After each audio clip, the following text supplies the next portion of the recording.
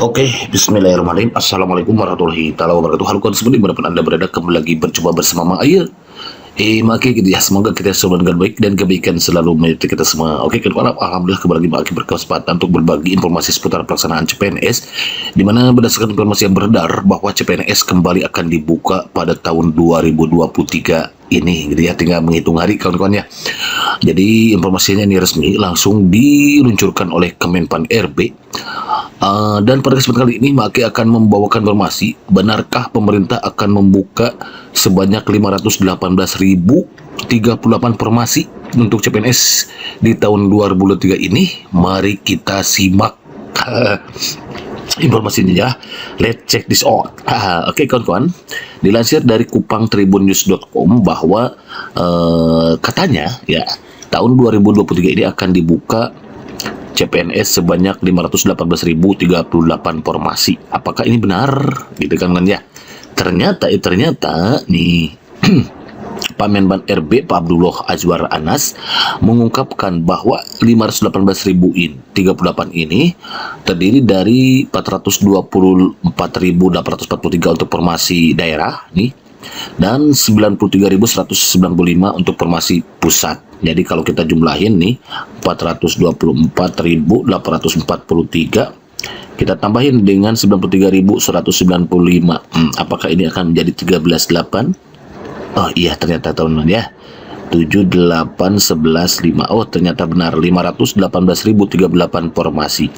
Dan ternyata formasi ini itu adalah untuk P3K saja, ini belum mengakomodir formasi CPNS gitu kawan-kawan. Jadi informasi 518.038 formasi ini adalah untuk P3K. Ini untuk P3K kawan-kawan ya. Karena sebagaimana kita ketahui bahwa tahun 2023 ini akan direkrut ASN, CASN dari untuk golongan PNS dan P3K. Gitu.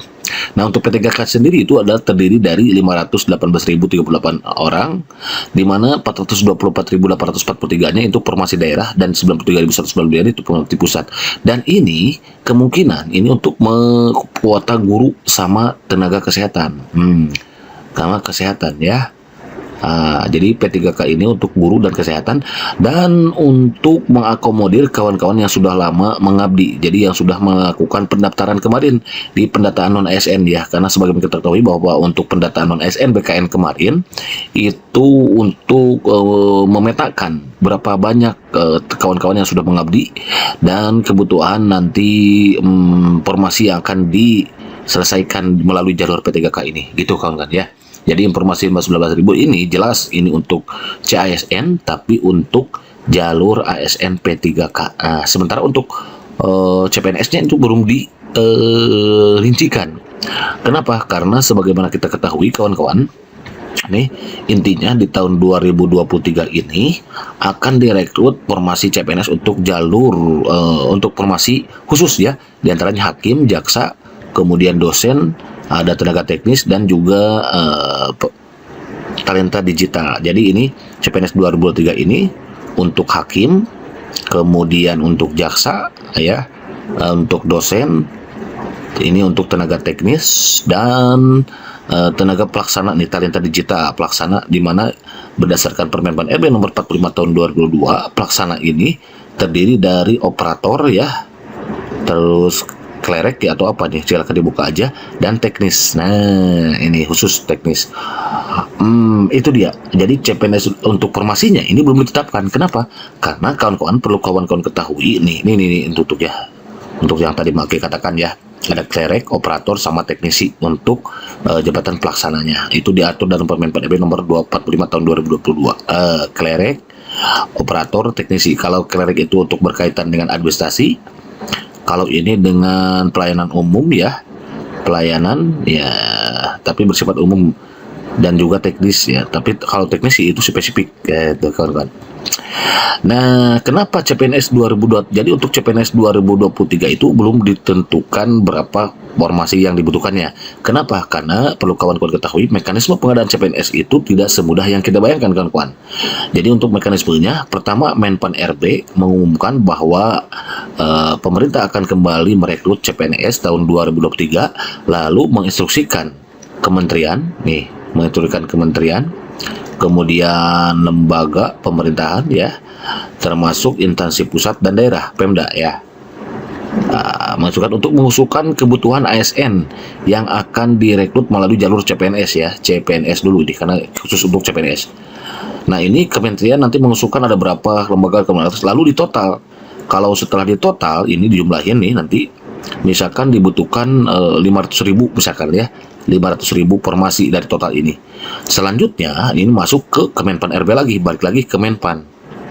Nah, maka Menpan melakukan analisis. Dia meminta bantuan kepada Menke, lalu meminta pertimbangan dari BKN. Kenapa? Karena untuk kalau Kemenke ini berkaitan dengan anggaran, kira-kira mampu nggak anggarannya untuk merekrut 500.000 formasi, misalkan gitu. Untuk kedepannya juga penggajiannya bagaimana? Sementara minta bantuan ke BKN, ini berkaitan dengan pertimbangan teknisnya. Ini memperhatikan ada berapa sih jumlah PNS yang pensiun gitu. Nah datanya ini kan ada BKN gitu.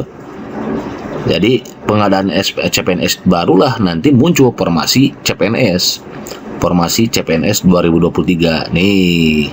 Jadi tidak semudah yang dibayangkan kawan-kawan. Ini juga memperhatikan jumlah pensiun, kebutuhan apa ASN PNS yang dibutuhkan dan lain sebagainya, termasuk juga anggaran. Nah, itu sebabnya ada kolaborasi antara Kemenke, Menpan RB, dan BKN gitu. Lalu dimunculkanlah formasi CPNS dan diumumkan ke publik inilah gitu.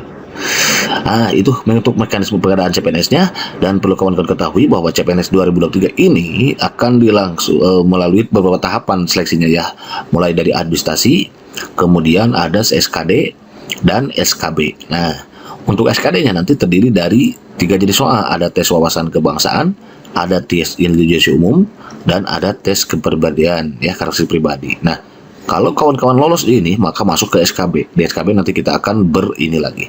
Namun untuk CPNS 2023 ini formasinya dibatasi hanya untuk tadi hakim ya, kemudian jaksa, kemudian siapa lagi tadi, dosen, ada tenaga teknis, dan juga talenta digital katanya ya. Pokoknya tidak menutup kemungkinan juga untuk kawan-kawan yang guru akan direkrut ke sini masuk, mudah-mudahan aja ya. Tapi untuk guru yang baru lulus S1, termasuk yang sudah memiliki PPG Prajab. Nah, perlu kawan-kawan ketahui untuk guru itu ke depan nanti ia tidak akan ikut bisa tes jadi CPNS kalau tidak memiliki sertifikat pendidik. Jadi khusus. Makanya untuk guru ini diprioritaskan jalurnya melalui P3K, pemenuhan kebutuhannya. Jadi CP3K. Untuk guru ini tahun 2023. Nah, walaupun di tahun 2020 sekarang ini, di tahun 2022 ini, sekarang sebetulnya sudah melakukan seleksi P3K juga kawan-kawan. Sudah ini. Tapi untuk tenaga teknis, yang ini untuk tenaga teknis. Nah, ini pendaftarannya sudah dibuka dari Desember sampai 21 Desember kalau salah, sampai nanti 6 Januari. Kalau P3K ini ada juga dari jalur Kemenag. Nah, ini termasuk guru juga mungkin ada di sini. Ini mulai dari 21 Desember sampai 6 Januari. Nah, seleksinya ini nanti bulan Maret gitu. Ada kemungkinan CPNS 2023 ini akan dilangsungkan nanti setelah ini selesai. Nah, ini kalau ini sudah finish nanti, nah, baru direkrut CPNS 2023 kawan-kawan, dan direncanakan sih bulan Juni katanya ya, pertengahan Juni 2023. Berarti tinggal menghitung hari lagi, kurang lebih 6 bulan lagi kawan-kawan, alias 180 hari lagi. Ini biasanya kalau Juni itu biasanya pembukaan pendaftarannya, seleksinya, pengumumannya, informasinya berapa. Kalau tesnya biasanya September, Oktober, Desember gitu kawan-kawan. Pokoknya ada waktu tersisa kurang lebih 6 bulan. Mari kita maksimalkan waktu yang tersisa ini, kita gunakan untuk memperbanyak berdoa dan juga memperbanyak membaca. Insya Allah nanti Maki akan buatkan soal-soal yang ada kaitannya dengan CPNS 2023 untuk soal SKD-nya kawan-kawan ya. Pokoknya don't go anywhere, stay tuned here pokoknya ya. Barangkali itu saja dulu yang bisa dikatakan mudah oleh orang Maki ya. Jadi intinya yang 518.000 tadi itu bukan untuk CPNS, melainkan untuk P3K di tahun 2023 mendatang gitu kawan-kawan ya. Oke, thank you for watching. See you next video. Assalamualaikum warahmatullahi wabarakatuh.